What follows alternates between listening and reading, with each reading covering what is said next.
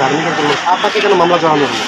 মাদকের বিরুদ্ধে প্রতিবাদ করে আমার বিরুদ্ধে প্রতিবাদ করার জন্য সামাজিকভাবে এটাকে ব্যবস্থা নিয়েছিল। সামাজিকভাবে আমরা যাতে মানববন্ধন করলাম এবং যুব সমাজ তাদেরকে বাড়ি থেকে উচ্ছেদ করছে।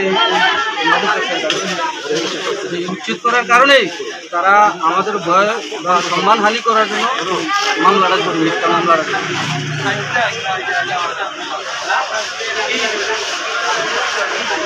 বাংলা উত্তর ইউনিয়নের সাংগঠনিক সম্পাদক, ব্যাংকে জব করে। আপনাকে কেন মামলা জড়ানো? 20 থেকে 25 বছর যাবৎ ইউসুফ আলী, ইয়াবা, রানী কুলসুম, জামাল সহ আরও অনেকে এই বাড়িতে ব্যবসা করেন। মরহুম আব্দুল কুদ্দুস ভাই এই মাদক প্রতিরোধ কমিটির সেক্রেটারি ছিলেন।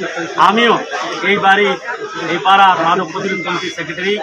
আমরা বাড়িতে যখন অন্য গ্রামের মানুষ, অন্য ইউনিয়নের মানুষ প্রবেশ করে তখন যুব সমাজ তাদেরকে বাধা সৃষ্টি করতে গিয়ে জামাত তার লাঠির সোটা নিয়ে তাদেরকে আক্রমণ করে।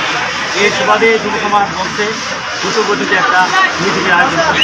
আমি সভাপতির অনুমতিক্রমে মাদক কমিটির অনুমতিক্রমে আমি তাৎক্ষণিক মিটিংয়ের আয়োজন করি।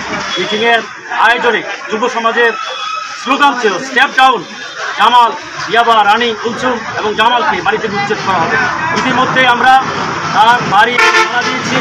ইতিমধ্যে আমরা 5-6টি জায়গায় দরখাস্ত দিয়েছি, পুলিশ সুপার বরাবর দরখাস্ত দিয়েছি, অনুলিপি দিয়েছি, ডিসি বরাবর অনুলিপি দিয়েছি, র্যাব 11 অনুলিপি দিয়েছি, উপজেলা নির্বাহী কর্মকর্তা অনুলিপি দিয়েছি, আপনাদের ভারপ্রাপ্ত ওসি মহোদয় এবং আমাদের সাথে দাঁড়িয়ে আছে এই ইউনিয়নের সুযোগ্য চেয়ারম্যান বরাবর আমরা একটা দরখাস্ত দিয়েছি।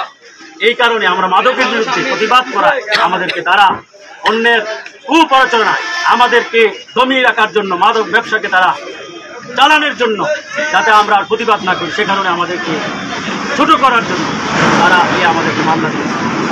তারা তো একদিনে ব্যবসা শুরু করে কতদিন যাবত জড়িত আছে। হ্যাঁ, এর আগে তাদের বিরুদ্ধে সামাজিক ব্যবস্থা দেওয়া হয়নি কেন? কুড়িচন থানাটা হচ্ছে একটা সীমান্তবর্তী উপজেলা। এখানে আমাদের যে পিডিআর আছে সর্বোচ্চ 15 থেকে 20 জন আছে।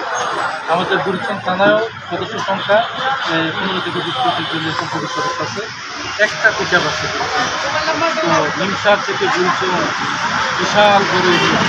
এই এরিয়া আমাদের যে ছোট্ট বাড়ি আছে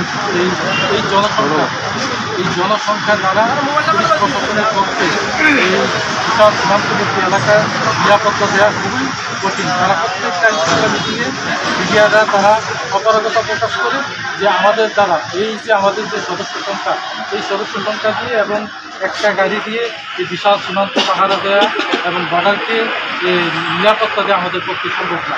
যার কারণে সীমান্তবর্তী এলাকা এবং প্রশাসনের লোক সংখ্যা এবং গাড়ি এবং তাদের বিশেষ করে লোকবলের কারণে সীমান্ত ফাঁকা থাকার কারণে এখান থেকে